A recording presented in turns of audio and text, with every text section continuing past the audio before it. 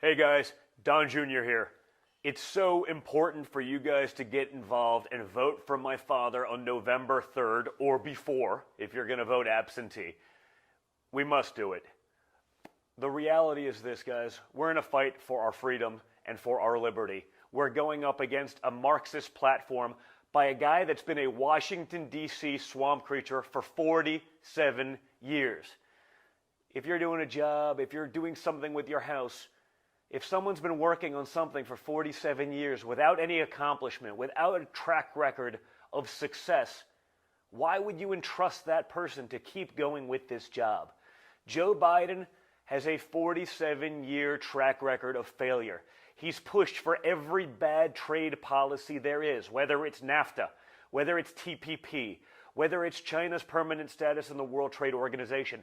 Joe Biden has single-handedly done more damage to American manufacturing and good-paying blue-collar American jobs than probably any politician, active or dead.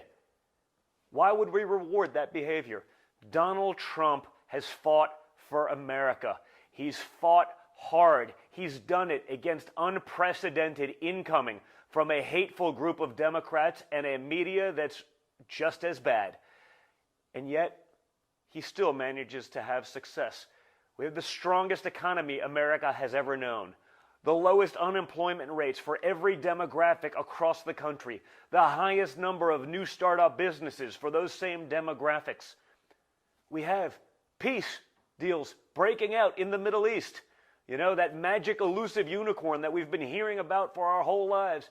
Donald Trump is achieving peace in the Middle East. Now, you won't hear about that from the media because they don't want to point out the things that are good that Donald Trump is doing. They'll never mention it. They won't mention the trade deals that he's renegotiated to fix the disasters that Joe Biden has pushed.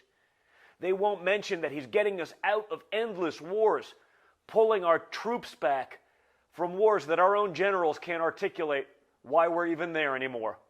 We all understand they want a board seat at Raytheon later on, so maybe that's why they're doing it. But that's why you need a fighter like Donald Trump. That's why you need someone who can stand up to the establishment on both sides and do what's right for America. Donald Trump has done that. He's done that in spades, and he's going to keep doing it. Who's going to hold China accountable for the coronavirus? You think Joe Biden's going to do it? After 50 years of building up China, pushing for them to be successful, with his son taking $1.5 billion directly from the Chinese government to his fund, you know, minor details, only $30 million a year in fees in a typical 2% fund model. You think the Bidens are going to be tough on China? Guess what, guys? If you weren't tough on China in the first half a century of your career, you're not going to start now. Joe's not capable of that. Joe hasn't been capable in quite some time, but what Joe is he's the camouflage that the radical left will use to push in their agenda.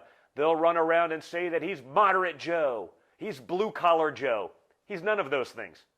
He's never had a blue-collar job in his life. He's been an elected D.C. swamp creature since his 20s. And if you can't name an accomplishment of Joe Biden in that time, other than maybe sending your American dream to China, maybe it's time to rethink even thinking about voting for Joe Biden. Joe Biden will bring in the Bernie Sanders, Kamala Harris cabal of the Democrat Party. That's what he's there for. The media, the Democrats, they don't want Joe Biden as a candidate.